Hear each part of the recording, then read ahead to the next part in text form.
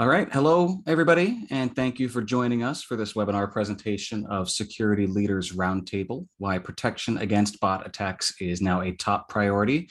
My name is Adam Sell. I'm Senior Director of Digital Content at Human, and I will be your host for today's session. We expect today's presentation to last between 50 and 60 minutes, though we do not, however, expect to have time today for an open Q&A. This session will be recorded and made available on demand after the live webinar has concluded. If you have any technological questions, please feel free to reach out to me through the Q&A button in your Zoom webinars interface. I'd like now to introduce our moderator for today's session, John Grady. John is a senior analyst at Enterprise Strategy Group, where he led the research project into bot mitigation planning and activity that he'll be sharing today. John, would you please tell our audience a bit about yourself and then introduce our panelists? Sure thing. Thanks, Adam. As Adam mentioned, I'm a senior analyst with Enterprise Strategy Group. If you're not familiar, we're an IT analyst, validation consulting and strategy firm. My specific focus is on network security.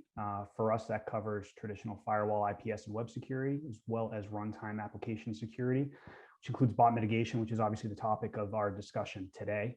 Held a similar role with IDC for a number of years and spent time with Symantec as well. So we have a fantastic panel with us today. I'm excited to be the moderator here. And I'm sure these individuals are all well known by most everyone in the audience, but I'm still going to ask each to introduce themselves and provide a little bit of background. So let's begin with Ann Johnson. Thank you so much, John. So good afternoon, everyone. Great to be here. I am a technology veteran. My entire professional career spent time at companies like Data General, EMC, a lot of time at RSA Security, and now at Microsoft, and been focusing on cybersecurity since the year 2000. I have a fantastic job at Microsoft. I'm part of our security, compliance, identity, and management leadership team. And my day job is I get to do things like buy companies and strike strategic partnerships and think about our 3 to 5 year vision. So it's wonderful to be here talking about bots. Thank you for the invitation. Thanks, Ann. Tamer Hassan, why don't you please go next? Hey, everyone. Great to be here. I am the CEO and co-founder of Human Security. I spent my first 10 years of my career as an officer and an aviator in the US Air Force. From there, I transitioned into the reserve and back to my first passion, which was technology. Did a few startups early on. One of them became White Ops, which is our initiative to solve the bot problem on the internet. This year, we became Human Security. Looking forward to the panel. Thank you. Thanks, Tamer. Dave DeWalt. Well, hi, everybody. Hey, thanks for having me, John, and team here, Dave DeWalt. Like Ann, I'm almost 20 years, I guess, in cyber. It's kind of like dog years, right, Ann? It's maybe that feels like a lot more years, but I'm formerly the CEO of McAfee, John, not Symantec, McAfee. So we'll have a little rivalry on that later, but I'm also as CEO of FireEye. We acquired Mandiant. Now I have a platform called NightDragon, which is an investment and advisory platform. We've raised a bunch of capital and we've been investing into growth companies, and excited to work with Human as well. And thanks for having me on the panel. Exciting. Thanks, Dave. And finally, Jay Leek. Yeah, Jay Leek, been in security since the late 90s. I spent 17 years as an operator running security for Nokia, Equifax, and Blackstone. And right now I'm a managing partner at ClearSky and also at Ascend Ventures, which is a new security-focused venture fund that we just launched last quarter. Perfect. Thanks, Jay. So the subject of our discussion today, as I said, is bots. And Human has a great stat that they've put out recently showing that 77% of cybercriminal attacks come through or utilize bots in some form or fashion, which is really a stunning statistic. And as these bots get increasingly sophisticated and difficult to identify, enterprises are really struggling to keep up. So that was kind of the impetus for the study that ESG partnered with Human on earlier in the year. It was a global study of more than 400 cybersecurity leaders to really gauge their perception on a number of topics, including bot capabilities, their own organization's experience with bot attacks, the tools they're using to protect their organization from bots, and where this all kind of ranks as a security priority. So I'll be going through some of the key findings of that study. But before we get into the research, I'd like to pose a question to the panel. Thinking back over your careers, be curious to hear either what's the craziest story you have pertaining to bots and bot activity, bot attacks, or when you maybe had the aha moment that the threat from sophisticated bots is as strong as it is. So Dave, I'll ask you to go first on this one. Yeah, John, I mean, I almost think this is like a bad movie, The Rise of the Bots, right? It's like one of those, sort of horror films that you've watched, at least in my 20-year career, it goes all the way back to McAfee when we were experiencing, viruses and Trojans and worms in the form of bots that were being deployed across, mass enterprises. So this is a rising problem. But, recently, I don't know how many music fans are out there, but I certainly am, and really excited, John, that there is now concerts being announced. And we're watching, all these great artists that are, launching their new, music series. And but you can't buy any tickets. It's insane, right? An artist like my favorite, Foo Fighters, announces, they're on tour, and you go and try to buy some tickets, and they're sold out in minutes, right? And that isn't humans buying all those tickets. So these are bots. And to your point, the sophistication of bots is incredible. So here they are buying up all the tickets and then trading and selling them at 5 times the price, and really making it very, very difficult to access your favorite artists and music. So everyday life, here we are with concerts in summer and coming out of COVID. So there it is. I was just going to say, I think in being in the industry, we understand maybe why some of those things happen, the unavailability of tickets, but it's a common problem, whether you're into cybersecurity or not, that a lot of folks have to deal with. Ian, why don't you go next? Yeah, much like Dave, I mean, I've been familiar and around bots for, many years, right? And how they show up in cybersecurity. But I think the biggest aha moments for me are, my daughter likes to game, right? She's a gamer, and she recently was able to get her hands on the latest Xbox platform, which is, I can't even get one. So it was supposed in a retail store, and they happened to be putting them out right. And she bought one immediately. So I have the Xbox team, but also with folks like PlayStation, and the amount of bots that are taking advantage of those gaming plans, really keeping out folks that are serious gamers, and really, getting that early edge. It's absolutely something that we need to think about, harder as an industry, because as Dave said, it's interrupting music experiences, it's interrupting gaming experiences. These are common consumer experiences that we just need to get ahead of. Absolutely. Jay, what about you? Maybe take a different approach. And so this was my experience, was a very good friend, good CISO friend of mine. At the time, he was working for a retailer where they had prepaid cards that you could use to go shop at the retailer. And it turns out that they were losing like something to the tune of around $100 million a year in hard losses, because bots were going on and basically, stealing cards and then using them in this automated way, that you just, if they would have been fighting humans doing it, they could have picked it up, but it was happening so fast and rampantly and just consistently with so much automation.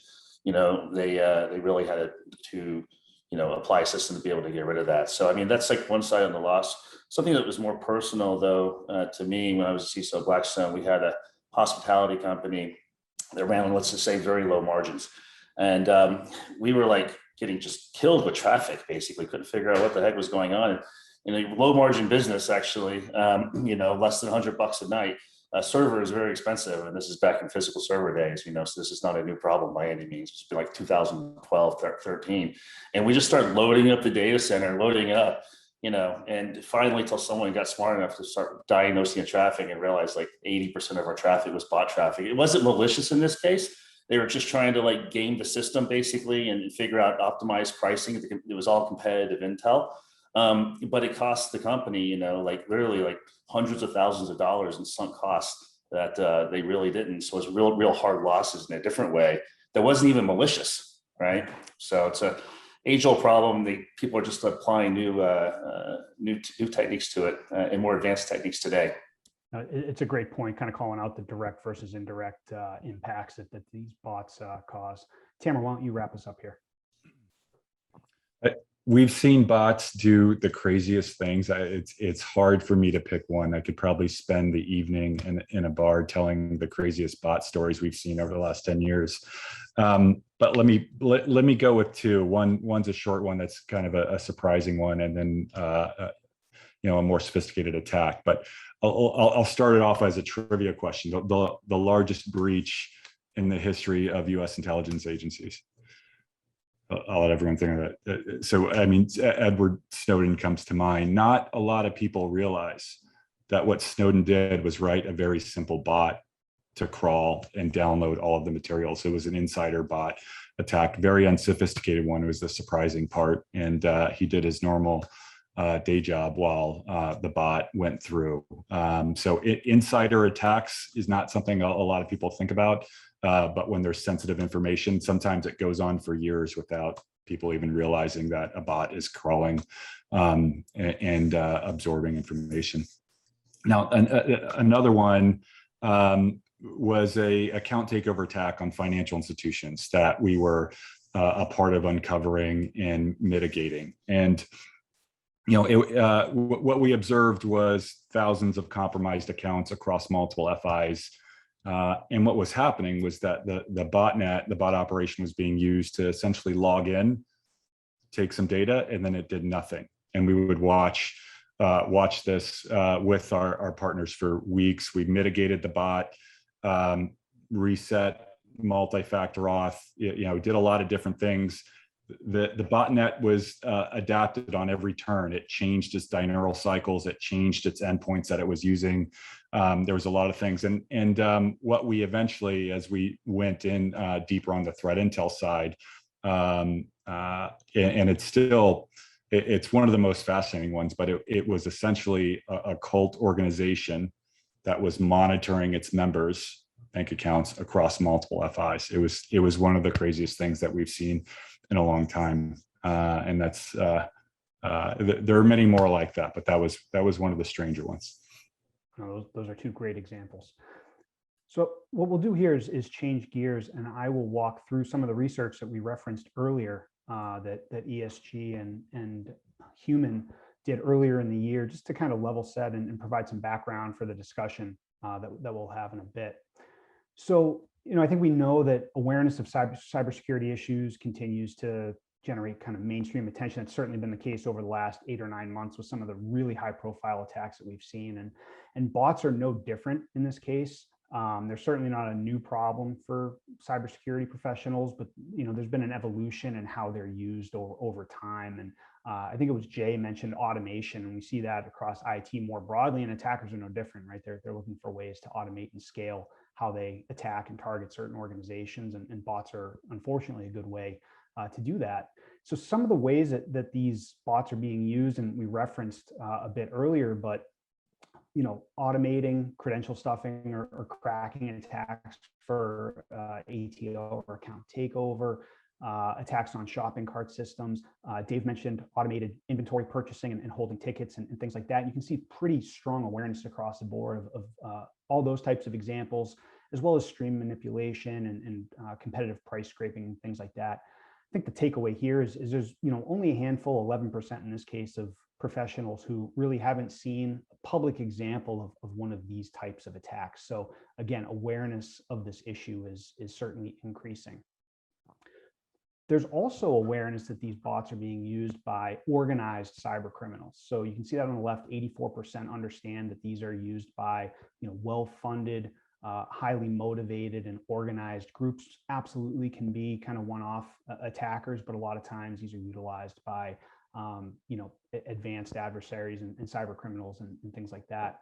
On the right side, you can see the long list of capabilities that bots are capable of. And they are capable of all these different things, mimicking human interactions, operating not only from computers and servers and laptops, but mobile devices and IoT devices, exploiting user IDs and device IDs, making fraudulent payments, which was cited earlier. But only 24% of those that we surveyed understood that bots were capable of each and every one of these capabilities. So there's still a little bit of a gap, and some of it may be an extent to where organizations are focused, what their priorities are, where they're protecting. But as bots have increased in sophistication, there's still a little bit of a gap with how some practitioners view them and what their capabilities are. So when security leaders and practitioners see these attacks in the news and they think about the different capabilities that these bots have, how do they feel about their own organization's ability to defend itself? So you can see 44% see these things in the news and they think to themselves, that's something I need to worry about. My company is susceptible to an attack like that. I think it's interesting here, 19% say that's interesting, but my company isn't a target. And unfortunately, that's probably not the case. We'll show a data point earlier that there is some variance depending on, in this particular case, the size of the organization's online presence, but really any organization that's doing anything online can easily be a victim of this. And so you have to have proper protections and mitigation tools in place to prevent it. And then 36% said that their company was prepared to stop these types of attacks. And what's interesting here is we looked at this through the types of tools that they're using to mitigate these attacks. And you can see 48% of those who use specialized or dedicated bot management tools think that their company is prepared for this type of attack. Only 25% of those who are using bot mitigation as a feature in something like WAF feel the same way. So the good news is that a lot of organizations say that they're prioritizing bot management. You can see here 9 and 10 view bot management as a top 5 cyber priority. That says a lot to me, considering everything that security teams and leaders are having to prioritize these days. Securing work from home, obviously over the last 18 months has been a massive initiative.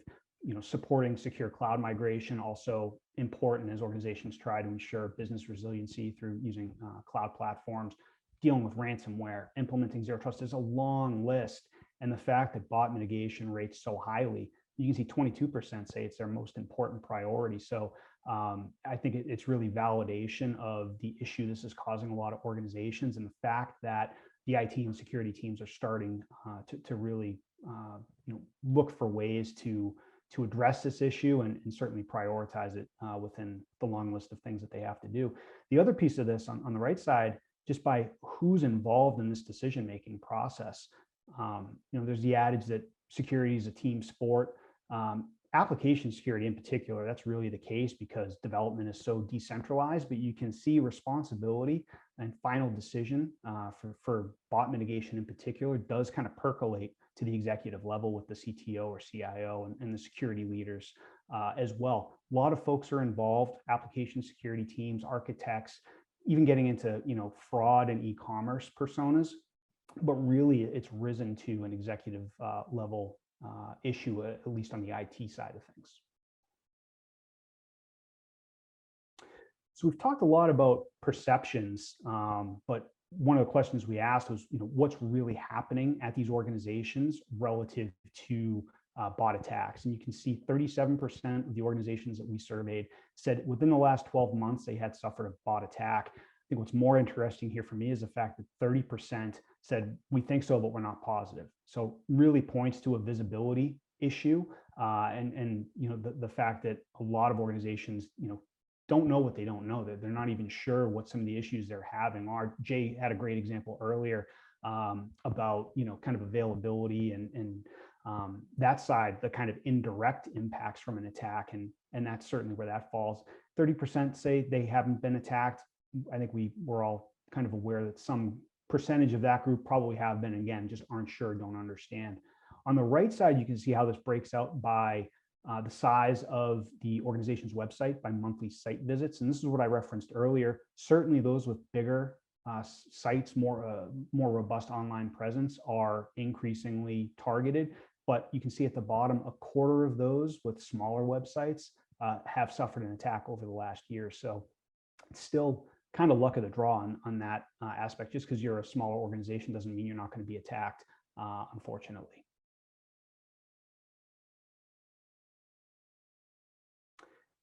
So you can see through this list really the level of diversity and the types of attacks that our respondents have experienced over the last year. And that really points to the difficulty in defending against sophisticated bots. So some campaigns are going to focus on website or inventory availability, like we've talked about, and increasingly organizations are targeted by content manipulation or stream fraud attacks and things like that. It's really account-based attacks that are becoming increasingly popular.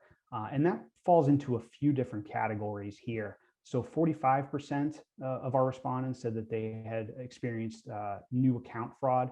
31% had experienced account takeover. Another 31% were hit by credential cracking attacks, and 23% saw credential stuffing attacks. And those last two obviously kind of play into the ATO attacks. So that the whole account issue is kind of buried within a few different areas on this chart. And that's really important because that's a concern for organizations due to potential compliance violations that can result through the loss of PII when these attacks do occur, and personal information is put at risk. So this is a little bit of an eye chart, but we've kind of laid out perceptions and how often these attacks are occurring, but what ultimately happens when an attack happens.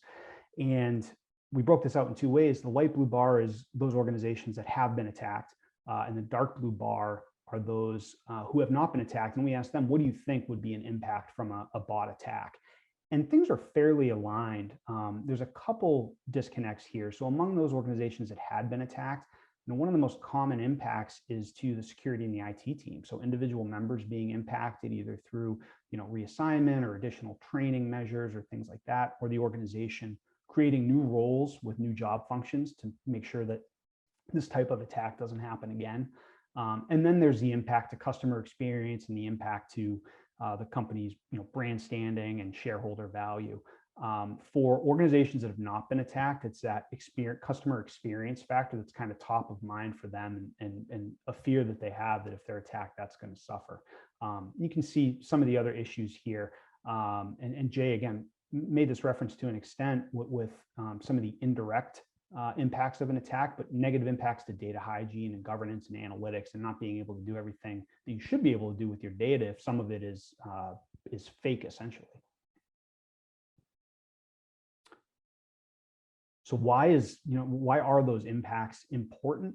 I think this kind of lays out a big part of the reason why, and it's how long it takes to recover when these things do occur. So at the top is the time to regain customer trust. So when it has impacted customer experience and customer trust, how long does it take to get back to a baseline?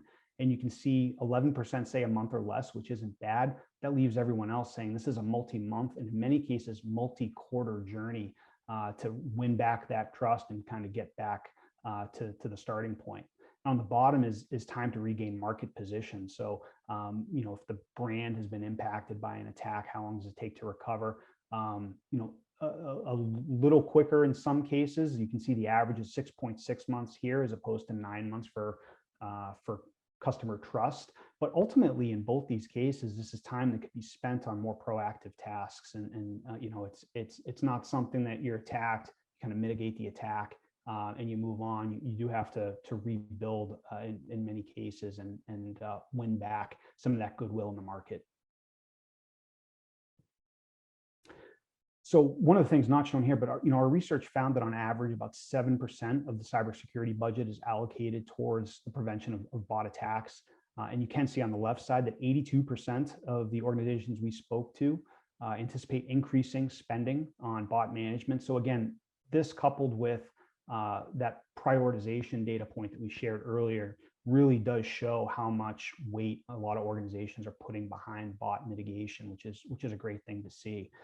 On the right side, we wanted to understand what's really driving that level of investment, what's really kind of the critical things that occur that make an organization essentially put their money up front and really invest in bot mitigation and management technologies.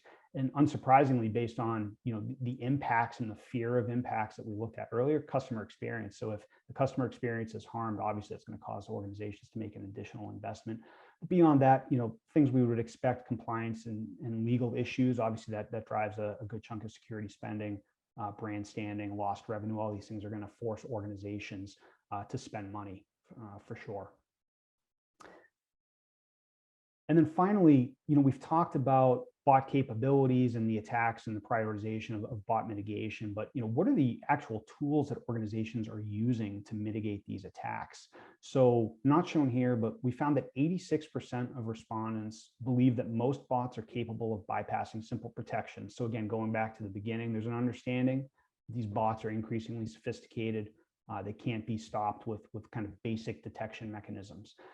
But the majority of organizations are continuing to rely on embedded bot mitigation features and other products. So on the left side of the bar chart, you can see 25% use a dedicated bot management solution today. So that leaves 3/4 that are using bot management as a feature. But on the right side, we can see 60% believe that a dedicated bot management solution is the most effective approach. So there's this disconnect in the market among those who know that a dedicated solution would work best, but aren't necessarily using it. But it seems like we're moving towards a tipping point, because of those that are using an embedded solution and bot management as a feature, but believe a dedicated approach is the most effective. You can see 65% are planning to make a change in the next year. So we do seem to be at that tipping point. And certainly, a consolidated approach can be attractive from an operational and cost perspective. But thinking back to that time to recover from an attack, when things do get through, you kind of lose any of that gained efficiency for sure. So to summarize it, there's increasing awareness in the issue around sophisticated bots, and we've seen a lot of publicized incidents that have led to that. These attacks are impacting customer experience and shareholder value, and as I said, it can take months, if not upwards of a year, to repair in some cases. And while the majority of the market is using bot management as a feature today, that there's a lot that feel dedicated solutions offer better protection and are actively planning to move in that direction in the short term. So with that data out of the way, we can get back to the good stuff. What I'll do now is ask you guys some individual questions, and I'll start with Tamer. Based on humans' history of protecting enterprises from bot attacks, I'm curious, what are the top use cases you see? I'm sure we covered a bit in some of that data, but when you're talking to customers and prospects, what are the top use cases they're trying to solve for? But the data is very illustrative. There are so many, right? We've always seen the problem of as if you can look like a million humans, what can you do? The answer is quite a bit. So we've seen everything from the classic, of course, account-based attacks to bots designed to listen to music on streaming media platforms, right? Because there's incredible value in making something more popular, all the way to bots filling out surveys, and the list goes on and on. The reality is, at the heart of every market, it means something different to look like a million humans. I'd say there's a couple that always stand out, and usually it's by market segment, right? As the data kind of showed in the ticketing and e-commerce, it's about inventory scalping and scraping. In financial institutions, it's usually about account-based fraud, right? But there's a couple that rise above that go across all of them, and I'd say the number one is typically account-based fraud, the credential stuffing attacks, the account creation and account takeover attacks is something that's common across all industries that we see. The second one that tends to go across all industries is something that often people find surprising, but it's actually marketing fraud. It's about growth marketing.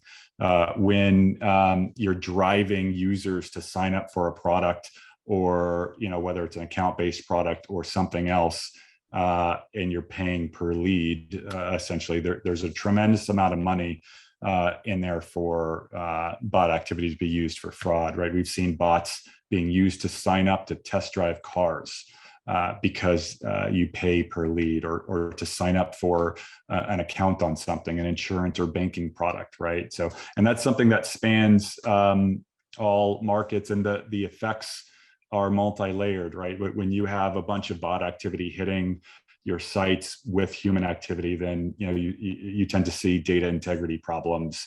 You tend to see some of the things that Jay pointed out, that the load and performance of the infrastructure starts to degrade for users or cost a lot more. But those are some of a couple of the more common use cases we see come up across industries. Great.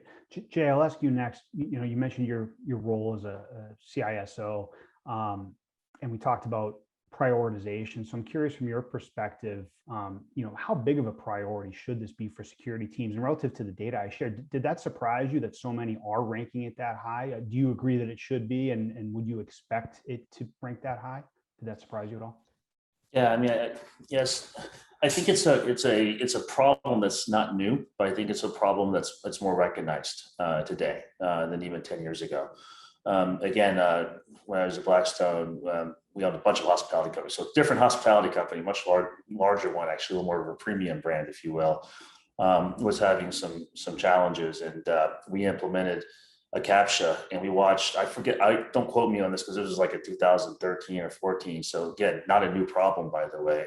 But it was double-digit reduction in stranded users, actually. So people who typed in the CAPTCHA, if they got it wrong the first time, they just abandoned ship and went somewhere else. They went to Marriott or to Hyatt or wherever else and got it, or whatever else they did. It was significant, and so that was like the poor man's way of trying to address, put a Band-Aid over, a gaping wound, basically, right? And I think if you just look at kind of the business attributes of the impact that these businesses, that bots are making to these businesses, and you look at it from that point of view, you have to have a more pragmatic, more specialized, purpose-built system.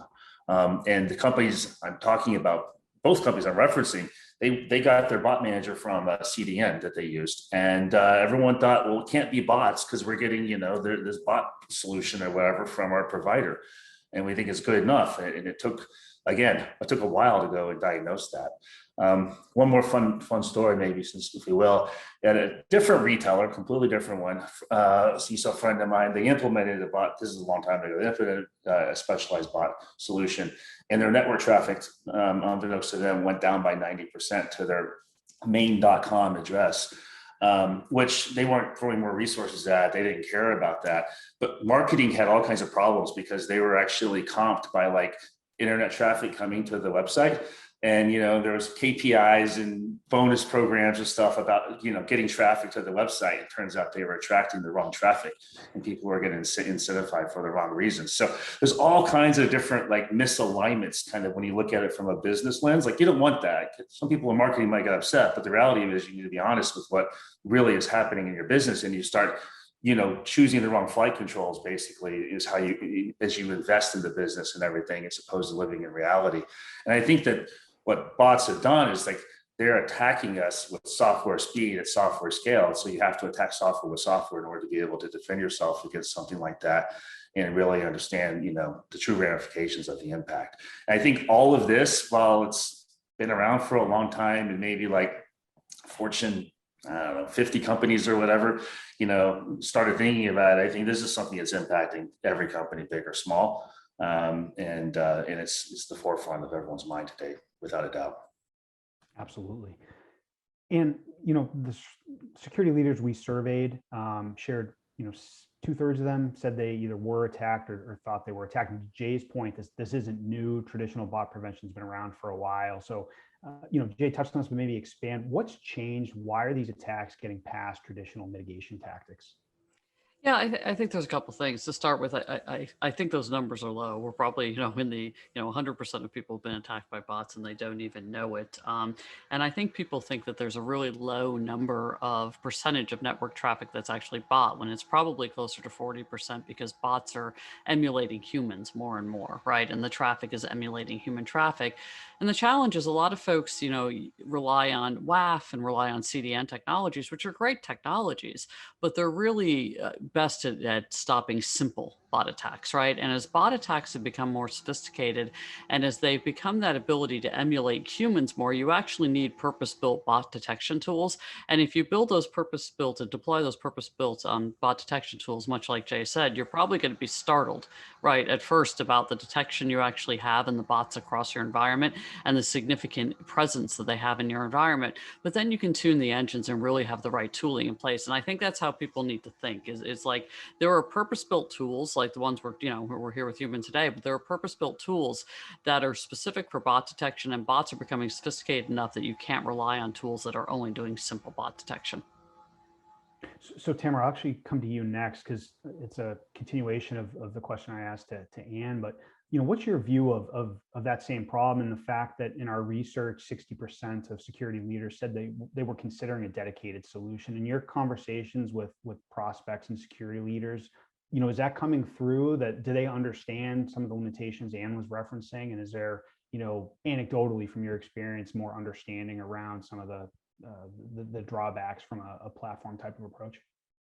It is, and it's interesting to touch on. One of the things that Anne brought up is, there are simple bots and there are sophisticated bots, right? And you have to separate the two. The first one is a nuisance. It may not have, high impact to a company or an org. Maybe traditional web scraping across the web is something like that.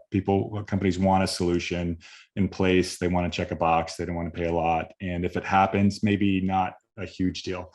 And then there's enterprise bot problems that actually cause significant loss to revenue. It could be brand damage. It could be loss of intellectual property or otherwise data problems.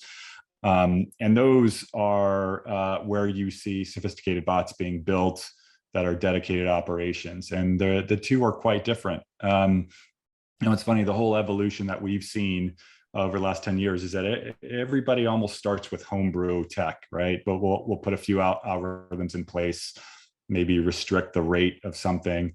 But on the purpose-built bot problems, what we always see is generally two things. One, there's always an adaptation, right? So this is a longer-term game with a dedicated group on the other side that is making money, and there will always be an adaptation. So building for that cycle in an efficient way is really the game. And the second that not a lot of people realize is that the majority of sophisticated bot activity in that segment comes from our own devices. It comes from our own phones, our own infected iPads. My daughter's iPad with all the games I probably didn't police well enough with the malicious code in the background, right? And it looks much more human. It tends to bypass basic firewall rules and things like that. And that's where having purpose-built matters. The third thing that just broadly is defensive cybersecurity is really hard, right? It's you start off on the playing a losing game, right? So our whole thesis from the beginning was to change the economics of the problem. We have to make it more expensive for a set of attackers than for all of us to defend. So part of that is about collective protection. So what happens when you go to a purpose-built platform is that you're actually sharing knowledge, experience, and protection with hundreds to thousands of other platforms. So an attack on one is protection on all. And the other element of that is actually being offensive, right? Using threat intelligence in the right way to uncover TTPs, behavior, sometimes attribution where it matters, to elevate everybody's game and make it more expensive on the other side. So that's been our journey on the bot problem. No, makes a lot of sense. Dave, we touched on some of the impacts from these attacks. I'm curious, obviously, you've had a ton of experience as a CEO, and how would you have responded if these sophisticated bot attacks were impacting not only security teams, but the customer experience when you were at those companies? And what should security leaders do today to help prevent those types of impacts from happening? Yeah, John, it's a great question. I mean, just put yourself in a CEO's shoes for a minute, right? I was a CEO for 17 years, 68 quarters, public quarter reporting. What do you do 68 times when you're a public CEO? You report your income statement, your balance sheet, and your cash flow from operations, right? These three financial statements. Now you kind of ask your CISO this question: what is the impact, the ROI of bots on my company, on my P&L? And let's just dissect that for a second because it's important. And this is what most executives are not, I think, grasping right now, the severity of this problem, right? So start at the top of the P&L, right? Revenue, right? So we know that bots are impacting our revenue. If you impact my revenue by 0.5%, 1%, 2% due to fraud or other types of bot activity engaging in my commerce engine, this is substantial EPS and substantial revenue impacts on the company's P&L. Now let's just drop down to what Tamer was just talking about, which is marketing cost. If I have $1 to spend of digital marketing, which most companies have moved from paper and print to digital marketing now, in some omni-channel growth of marketing, and I have $1, yet my effectiveness of that dollar is now 50 cents because bots are intercepting half of my digital marketing spend, I gotta spend $2 to get $1. So imagine the cost of my OpEx just related to marketing spend. And so you start to put revenue together, you put marketing impact together, then keep going down the P&L, and you start to look at, what's my NPS score impacts? How do I start looking at my net promoter scores, customer satisfaction, things that are impacting my user experience? What about liability and risk related to legal issues? Loss of data issues that bots can create, that insider threat that Tamer was talking about. These are all real financial impacts. So ask your CISO, if you're a CEO, what is the ROI? What is the return on investment for improving bot mitigation in my company? And I can tell you what, if they come back and say 7% of my IT spend and security is on bot mitigation and the problem is much greater, we'll probably have a new CISO. And I'm not trying to overstate it, but fix the problem, impact the revenue, help me with my cost management, help me with my risk management. And this is what's important to a CEO, is improving those financials every quarter. And this is a real problem. And it's one of the reasons I'm part of Human right now, is I see that financial impact that's occurring. Sophistication of bots is real. Impact on revenue is real. Impact on cost is real. Impact on risk is real. And then when you look at the amount of spend and what tools are being used, it's a pretty big opportunity if you're human. It's a pretty big problem if you're a CISO, and it's probably an opportunity and a risk if you're a CEO. So, I just try to put it in all those financial terms at the end of the day and go, how are you going to impact it? And now a CISO has an opportunity to really genuinely impact revenue and costs of a company, as opposed to just being a defender necessarily, which is important. But now you're turning it a little bit into potentially an accretion of value for the company. Yeah, getting security to drive business outcomes, right? We hear more and more of that. So fantastic point. Let's switch gears a little bit to more of a roundtable. So I'll ask a question of the group, and Dave, I'll start with you on this one since you went last time. How do you view kind of the state of cybersecurity and cyber attacks today? Biggest risks, where organizations are falling short, something overarching that you spend a lot of time thinking about. Wow. How much time do I have? 18 minutes for this answer? No, just let's keep it to like 2. 2 minutes. Yeah. Listen, I had a front row seat like Jay and Ann and everybody else here on the call to watching these danger levels over the last, 2 decades. And, it used to be all this hacktivist, sort of nuisance kind of problem. And then we got into the era of, espionage and IP theft. And now we're in the information warfare and commerce impacts and crime and terrorism and warfare even. I mean, it's amazing. But, what's really germane right now is ransomware. I mean, this thing is hurting my head at the moment. The amount of attacks, being involved with the incident response community, we're responding to thousands of ransomware attacks a quarter. I mean, it's unbelievable, right? And the impacts are in the billions. So, this little anonymous cryptocurrency game has enabled, crime to elevate to a whole nother level. And what is their tool set? Bots. Wow, what a concept, right? So here we are with ransomware being, probably the biggest plague we're seeing in cyber from an impact point of view. And, at the heart of it, again, is a problem we're talking about today. But, I could go on, but that's one, ransomware. And what about you? Well, it's hard to follow on to ransomware, right? Because that is absolutely top of mind for everyone. So, ransomware, yes. The other thing that concerns me, and it is probably pretty germane to this conversation, is IoT and OT environments, right? Customers have a lot of legacy brownfield systems out there that they can't manage, they can't patch. A lot of times they don't own them, by the way. They're devices that are placed in their environment to serve a specific business application, whether it's manufacturing or retail or healthcare, et cetera. And the opportunity for bots to come in that way, to emulate, to actually act as those devices, we've seen that, right? We've seen DDoS attacks implemented that way. We're also not too far from the bot ransomware, marriage, right? Not to have hyperbole or make people super worried, but it is what it is, right? So the sophistication of the actors and their ability to automate, right, their tooling to improve the return on investment is around the corner. So ransomware, IoT, those are the things that, I probably worry about every day. And then just thinking about some of the future threats and what we can do with really specific tooling to prevent them. No, makes sense. Jay, what about you?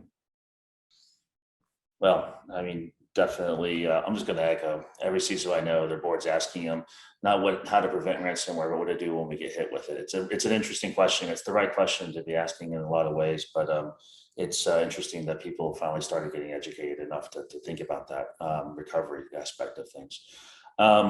But I'd say the second one that I kind of get asked the most about, and the one I really don't have an answer for, there's some answers for ransomware, and they often revolve around hygiene more than anything else. But in other responses, but I don't want to talk about SolarWinds because it's just like it's a highly sophisticated, very targeted attack. But what it's done is it's caused people to really go and start thinking about the supply chain and the dependency on the supply chain.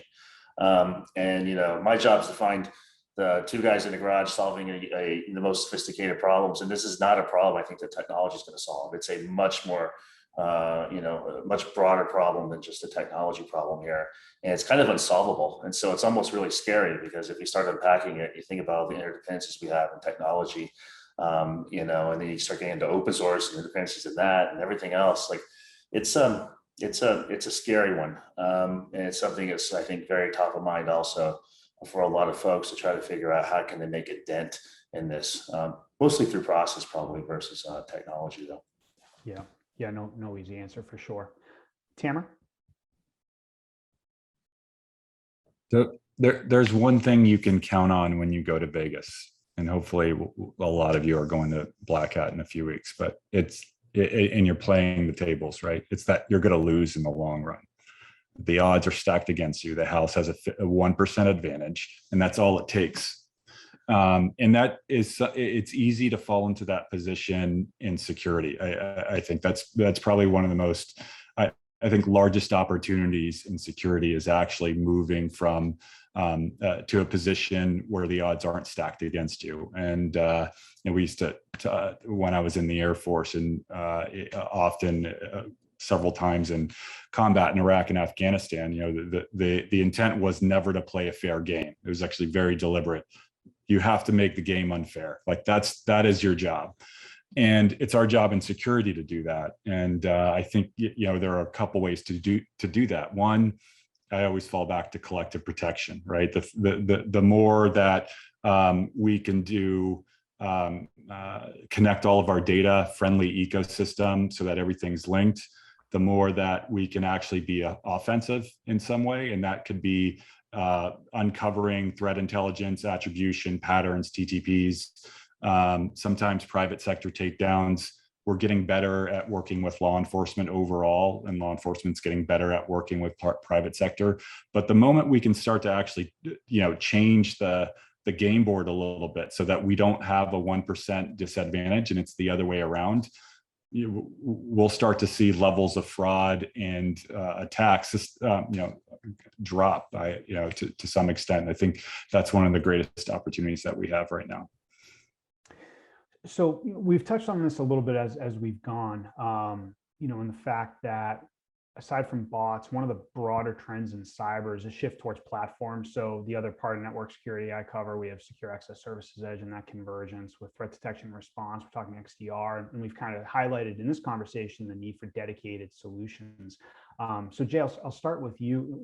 Why is this different, and why should security leaders consider a bot mitigation specialist when some of the industry trend is towards consolidation?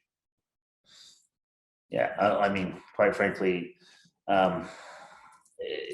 this just requires too much deep expertise. I'd love to be able to tell you you can go get it from a broader platform, but I don't have a single friend I know of that at any kind of scale that's happy with that solution. And what you end up doing is you end up paying for it two times over. You end up paying for it from your broader platform, and you bring a specialty on top of it. So why not just pay for it once and kind of learn from others misfortunes. But I think that it's hard. It's just like you get distracted. It's just like any other big platform. It's not even to do with bots. It happens in other areas, of other businesses. It's like, if the problem gets diluted in any kind of way and you don't have the right focus on this problem, and this problem is massive, it's large, it's happening, like I said earlier, software speed and software scale in volumes that I can't even wrap my head around.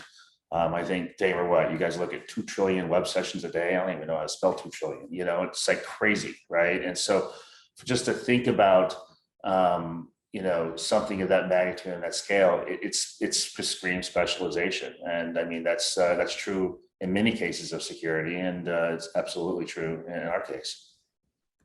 And I know you touched on this a little bit, but anything to add with that kind of broader industry trend and why this is different? Yeah, I mean, I'm a big believer in simplifying security by aggregating as much as you can onto platforms, right? Because people just have way too many tools and don't have enough humans. That aside, there are still pockets, and bots are a big pocket. We're nascent in our understanding of sophisticated bots. We're nascent in our solutioning and it requires deep expertise. So there are areas of security that I would, regardless of your platform approach and your simplification and reduction and tooling approach, there are always going to be areas that as we are become less mature and on the maturity curve, you're going to need specialization. And this absolutely to me is an area because I fundamentally believe that people don't even have the visibility they need, never mind the prevention and detection. Yep, no, great points. Tamer? Yeah, I think that, one of the most important characteristics of the problem is that it is a game of adaptation. It is essentially an arms race, and that's not an understatement. And I'll one of the Q&As, Mario brings it up. War of attrition. All wars are actually resource depletion games, and the idea is, can you move through your cycle of adaptation more cost effectively than an adversary? Then you have a perpetual opportunity to win in the long run. And in this segment on enterprise bot problems, where there's real loss, real dollars involved, real impact, we see professional operations. We see bots. We've had bots. We could see that they were on 2-week sprint cycles. They would release on a Wednesday code changes, and when law enforcement on one of these operations ultimately took it down and got the source code, they were fully on the Atlassian suite. They had Confluence, they had well-commented code, all of it, right? So, that's a big part of it that you won't get in, bot protection as a feature. It's actually a dynamic that you have to win in your adaptation cycle. Dave, anything to add? Yeah, no, I think everything's been said, John, but I just kind of keep coming back to cost, impacts, revenues, things like that ultimately tell me what's the return on investment by having a specialist, right? And in this particular area, we see an asymmetric sort of, impact where you have a very serious impact and you have very little resource to mitigate that impact. So getting a specialist, it's almost like if you have a health issue or a condition, are you just going to have a generalist doctor help you? If you have a specific issue, well, probably you're going to have a specialist help you. And here the bot impact has become so dramatic that you almost have to have specialists help solve this problem, is what Jay alluded to. Is this such a deep expertise problem that cuts across so many functional areas and impacts the P&L in so many different ways that ultimately I think that's an important component to all security strategies. Great insights. So last question, we have about 6 minutes left. So I'm going to ask you guys a broad question and then only give you 60 seconds to respond so we can get everybody in. We touched on a number of topics, but if you had to narrow things down, what's one piece of advice you would give to cybersecurity leaders to take back to their organizations, either relative to bots or otherwise? And this time we'll start with Tamer. Well, first, buy them dinner, because it's a hard fight and it's a hard job. And second, buy them tools. We have a value. One of our core values at Human is what we call TAO, and it's about leverage. It's about amplifying, with the small input, how much output you can get. And we try to build towards that. So what you want with a limited resource like security talent is to amplify every single individual, like get the noise off and give them tools and data and information to amplify their impact by 10. So that's what I would say, is just support them with tools and data and information. Great. Jay, what about you? Yeah, I mean, I think this applies to the topic around bots. I think it applies more broadly also to building out your security program. But like too often as security officers, security leaders, we get myopically focused on just talking to people in our industry. So financial services, talk to financial services, retail, healthcare, et cetera. Like I find if you engage and get and have and share war stories basically across industry, it's so much better, because you're all fighting the same problem, but you're approaching it from a different angle. Your business is ran differently. You have different flight controls in your business of how you think about like spend and this and OpEx and CapEx and whatever. And someone else is like, well, we approached this other way. out of industry because our businesses ran differently. Like, well, I could do that too, and I could do it differently. So my advice. Great stuff. Dave?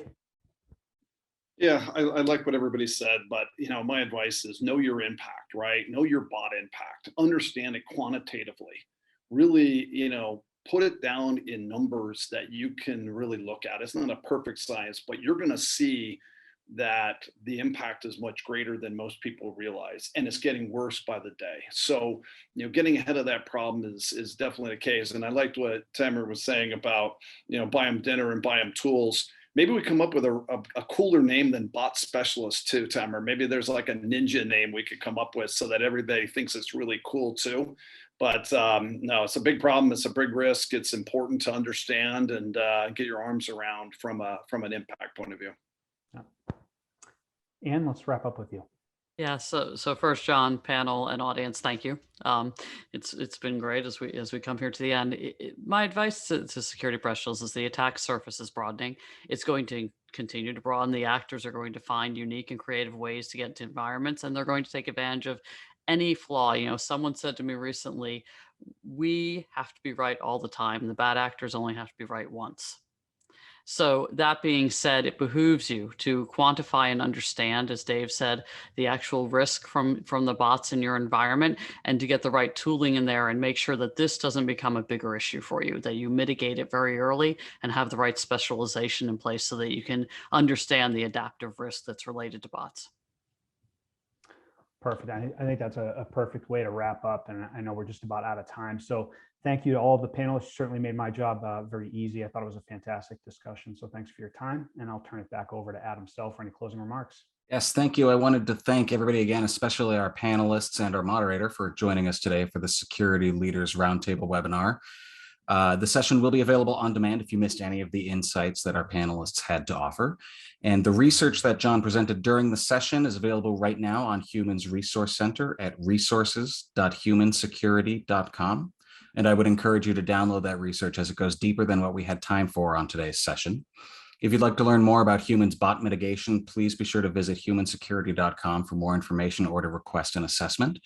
And thank you once more for joining us today, and we hope to see you on a future session. Thanks, everyone. Thanks.